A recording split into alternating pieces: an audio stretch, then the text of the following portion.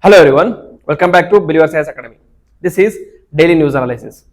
Today we will be discussing some 67 important articles from UPSC Prelims, Mains and Interview perspective.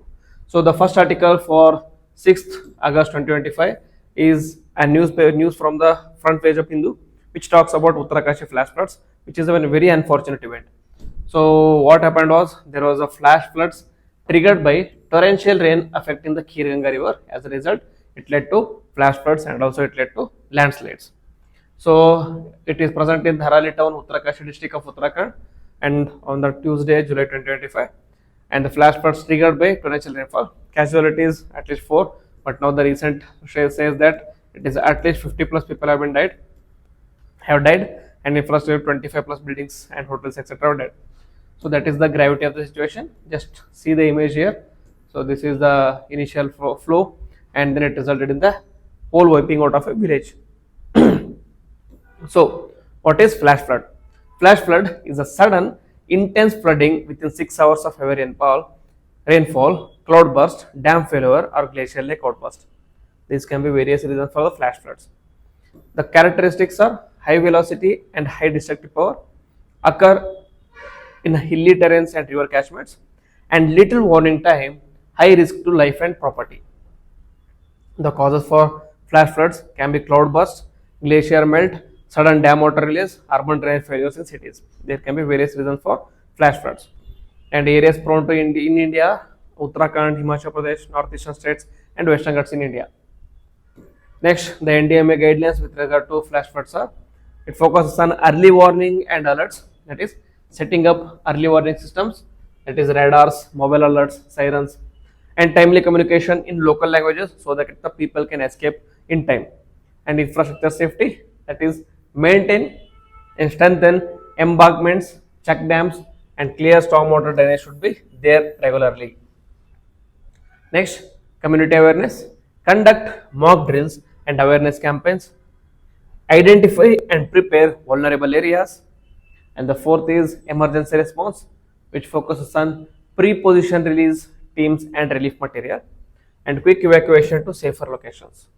And the post-flood measures are: ensure clean drinking water, sanitation and healthcare, and also monitor for disease outbreaks. So the NDMA guidelines covers pre-disaster to post-disaster and everything in between. Okay, so this is about the flash floods. And the second article is again from the Hindu, from the front page, which talks about India-Philippines relations. Why it is in news? It is in news because the Filipino president, that is Ferdinand Marcos Jr., is in India. During this visit, Prime Minister Modi has explained that India and Philippines have elevated their relationship to strategic partnership. So we will see the implications. So the key outcomes of the visit was: naval exercise held in Philippines, finalized terms of reference for all the 3 services plus coast guards, and maritime, strong support for freedom of navigation in the Indo-Pacific region and South China Sea based on UN clause.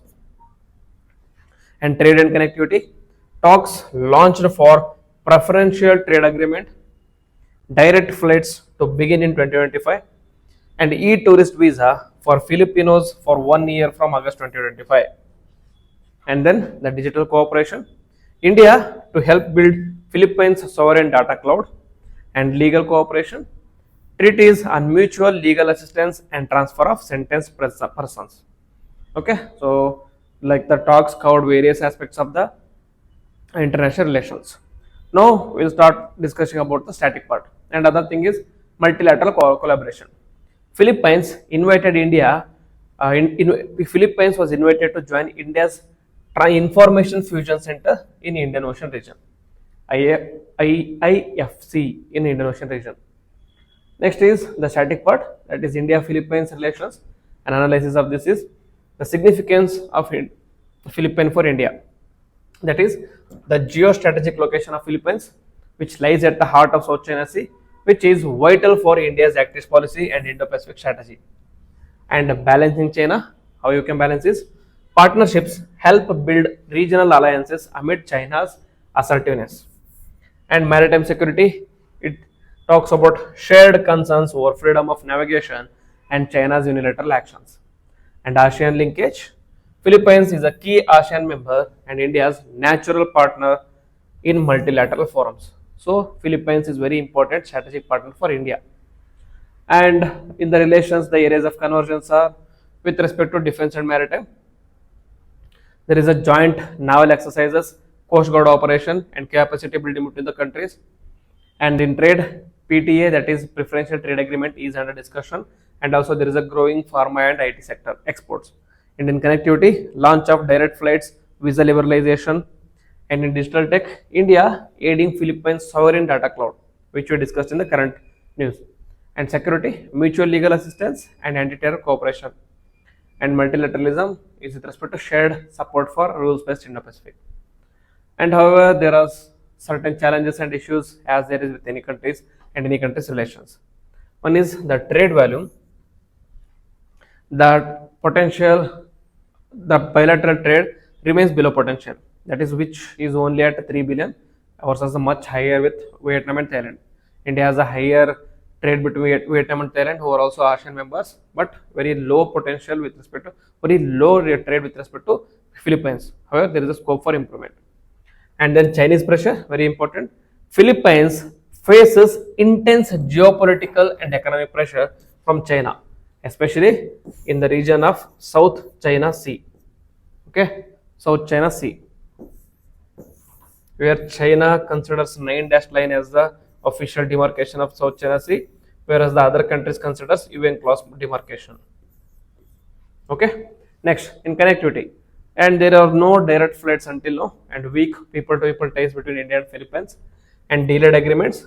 That is, past talks on defense and cyber cooperation took time to formalize, and now, and also there is a lack of awareness because of limited cultural outreach and media coverage in both the countries.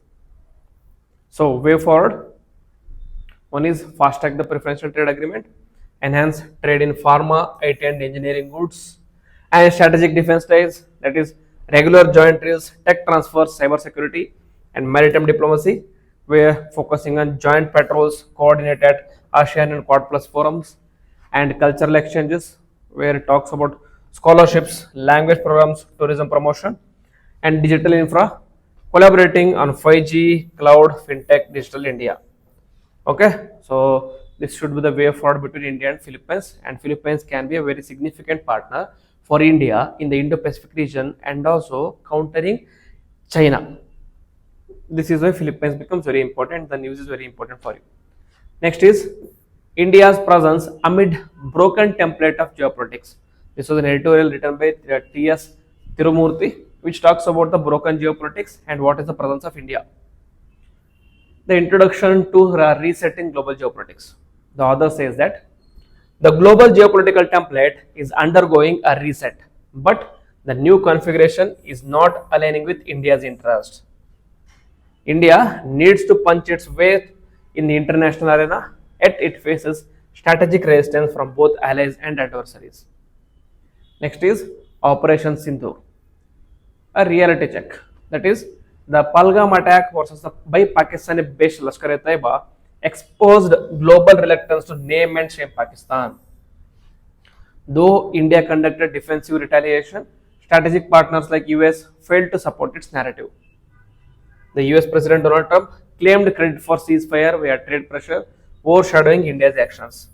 Okay, post and paradoxically, Pakistan's Field Marshal Asim Munir was hosted by Trump even after the attack. So this is like Trump or America or the West is trying to impose something on India. Okay, they are not. They are trying to support Indian adversaries. Okay, majorly because of India's trade with Russia. India's trade with Russia. As a result, the West and the USA are not supporting India's propaganda, are not supporting India's role in Operation Sindhu, and they even failed to criticize the Pakistan. They even failed to shame Pakistan, despite the fact that Lashkar-e-Taiba, a Pakistani-based terror organization, which is state-sponsored by the Pakistan, was involved in the Palgam attack, but they were not criticized. And also the post-war, where India started Operation Sindhu, there was a narrative war The narrative war was that India successfully conducted Operation Sindoor, and the other narrative from the Pakistan was that they shot down 6 Indian aircrafts. Though there was no conclusive evidence about the like the shooting down of 6 IF aircrafts, the news was so widespread that it was even covered by USA and other medias. And this was mainly because of the narrative war, and they were always in opposite of India because of various reasons, and the main one was India's closeness with Russia. Next, US contradictions and strategic hurdles.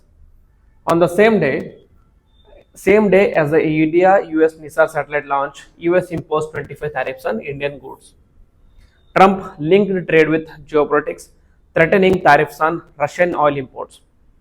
He urged US companies not to invest in India, showcasing an America first economic nationalism. Okay, despite all the efforts that are done by India and the Prime Minister Modi with regard to improving US relations in the last term, Trump, after his new term, has completely shattered all the relations that were present between India and USA, which is a very concerning sign. Next is selective Indo-Pacific and EU alignments. US policies are increasingly skewed towards Indo-Pacific allies and the European Union. China was allowed to purchase Nvidia's AI chips, showing double standards. East Asian countries are hedging, anticipating a US-China accommodation, shrinking India strategic space. Okay, so India is at a very dark spot at the moment, tough spot at the moment. South Asian challenges and a weak US alignment.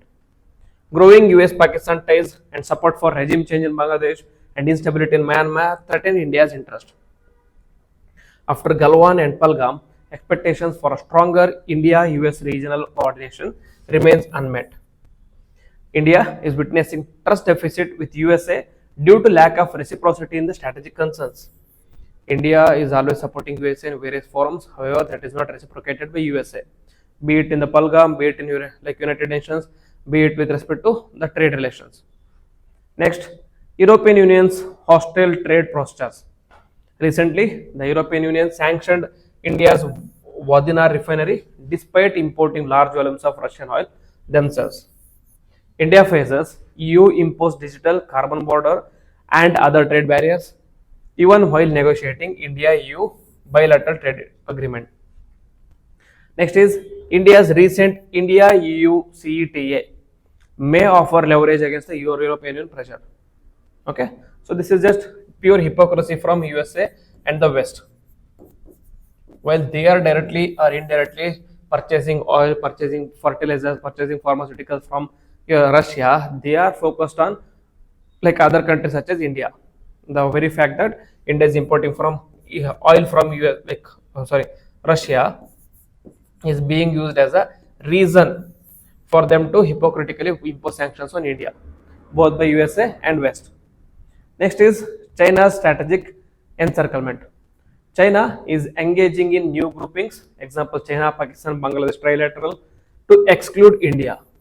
So reviving Lal Mohoneret air base near Siliguri corridor is a security threat. Next, other concerns is standardizing Mandarin names in Arunachal Pradesh, support to Pakistan during Operation Sindhu, construction of mega dam on the Brahmaputra, which is going to be the largest dam in the world, which is going to be even larger than the 3/4 dam which is present in China at the moment, and supply chain vulnerabilities in rare earths, APIs, and tech equipment.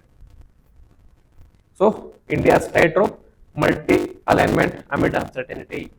So, India is attempting to reset with China despite border disengagement being incomplete.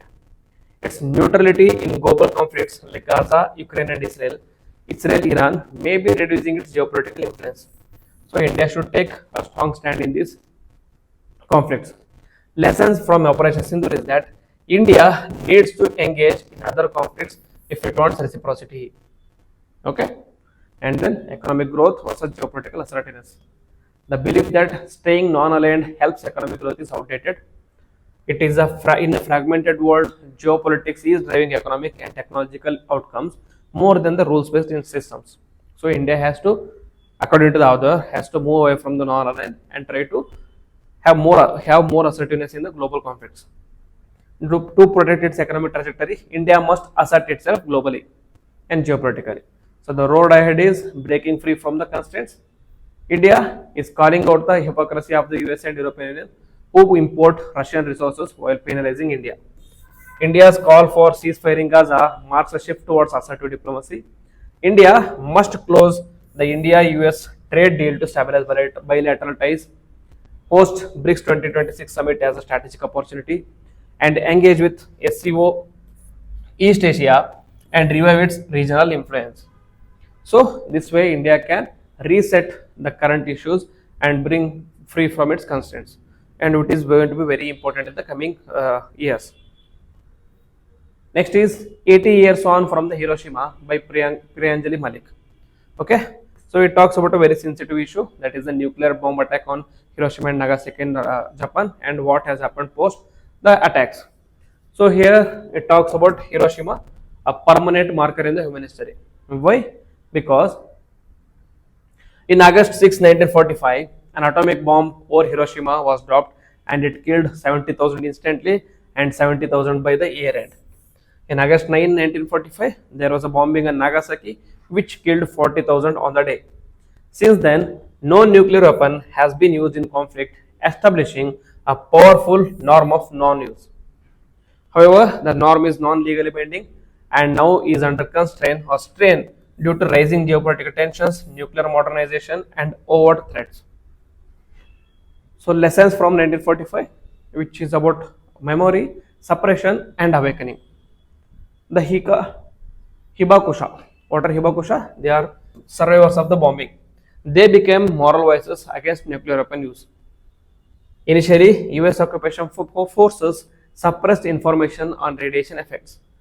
In General Thomas Farrell falsely declared that there are no long-term effects of nuclear weapons.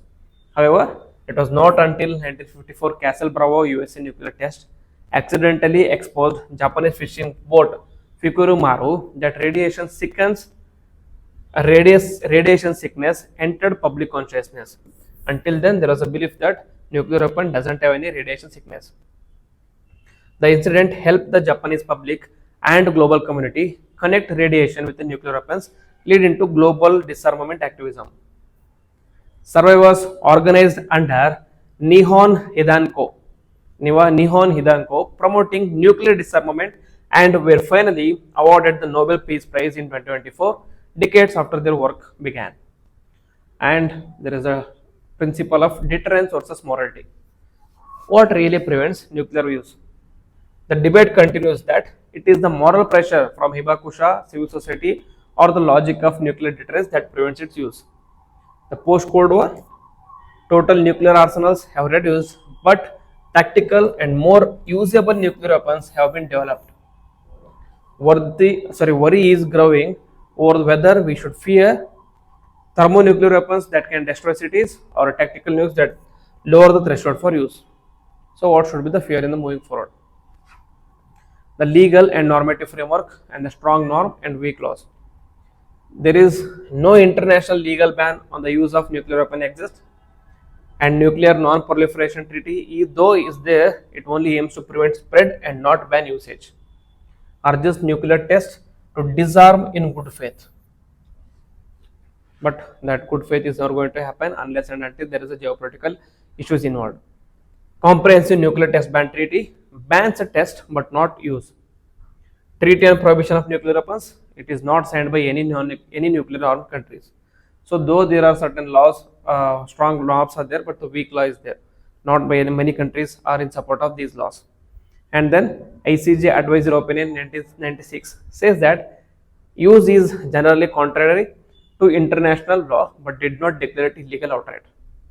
So there is no law which is condemning it legally, or there is no law which is binding the use of there is no law which is binding in nature that restricts the use of nuclear weapon. So despite the 80 years after Hiroshima and Nagasaki, the things remains the same. Though there is no use since then, but there is also no law which is going to completely ban it outrightly. Okay. Next, there is an article about money laundering. I will be bringing that video in the current issue of the day. I will be bringing the video in the hot topic of the day. So now we will talk about previous pointers. First is, about RS-28 Samrat, or which is also famously called as Saturn II, which is Russia's deadliest ICBM. Overview: it is an intercontinental ballistic missile. It belongs to Russia. NATO codenamed it Saturn II because of its expanded features. It is named after ancient Sarmatian warrior tribe. Okay, so the key features are: the range is up to 18,000 km, launch weight is about 208 tons, length 35.3 meters, diameter of 3 meters, speed in 25,500 kilometers, approximately Mach 20. Okay, Mach 20, very significant. That is 20 times the speed of sound. And payload capacity is 10 tons. Warhead capacity up to 16 independently targetable nuclear warheads. Technology: inertial, GLONASS and astro inertial guidance are used here. And special capability: fractional orbital bombardment system, can launch into low Earth orbit and strike from unexpected angles. Hypersonic payloads, can carry advanced hypersonic glide vehicles as well. So strategic significance is global reach, very important. That is, can strike any location on the earth bypassing conventional missile defense system. And the deterrence tool is forms part of Russia's nuclear triad and strategic doctrine. And escalation of arms race, viewed as response to NATO's missile defense system and US's ICBM modernization. And also the modern warfare shift, that is, introduction of hypersonic glide vehicles makes it difficult to intercept. And also the fractional orbital capacity, that is, raises concerns of space weaponization and arms treaties violations. So this is why the Saturn II or RS-28 Sarmat becomes very important. Next is about Sahel region. It is again related to Russia, that is strategic and climatic hotspot in the West Africa. The region is in West Africa, but it is in news because of recently Russia concluded a nuclear based treaty with Nigeria. That is why the region is in important news. Geographical overview: it is a semi-arid transitional region between West and Central Africa. Extent is around 5,000 km from Atlantic Ocean in Senegal to Red Sea in Eritrea. Transitional belt, it is between Sahara Desert of north and humid savannas in the south. And the countries spanned are Senegal from west to east, Senegal, Mauritania, Mali, Burkina Faso, Niger, Nigeria, Chad, Sudan and Eritrea. All these countries form part of Sahel region. And the vegetation and climate, it is semi-arid steppe, and the flora is sparse grasslands and thorny shrubs and acacia and baobab. And the climate threats are high desertification and low rainfall and vulnerable to climate change. So that is why the Sahel region is also in news. Apart from the Russian angle, it is also in news because of impacts of climate change. Next is strategic and security dimensions. The issue is with respect to Russia's influence. It signed a nuclear cooperation deal with Niger, tightening geopolitical gap. Extremism is there is a rise of violent groups such as Boko Haram, ISIS affiliates due to weak governance in the region. And the migration route, it is a major transit point for African migrants heading into Europe. And the French withdrawal, that is, France scaled down its military presence and Russia Wagner groups are filling the vacuum. Historically, these that is in Northern Africa and the Sahel region were part of like French colonies, but now France is scaling down there. As a result, that is being filled by Russian Wagner groups. Regional instability, coups in Mali, Burkina Faso and Niger are raising anti-West sentiment. Okay. Next is the challenges. Challenges is the weak institutions, food insecurity, poverty, climate-induced desertification, cross-border terrorism and arms smuggling, and the external power competition between Russia, USA, China and France. So this is why the region is always in news, and currently it is in news because of the Russia-Niger nuclear deal. So this is why the article becomes important. So these are the articles which I want to discuss with you today. So if you like the video, then please hit the like button, comment on it and also share with your friends. And if you are new to the channel, please subscribe to the channel and also click on the bell icon so that you don't miss any notification. With this, I will end the video. Jai Hind.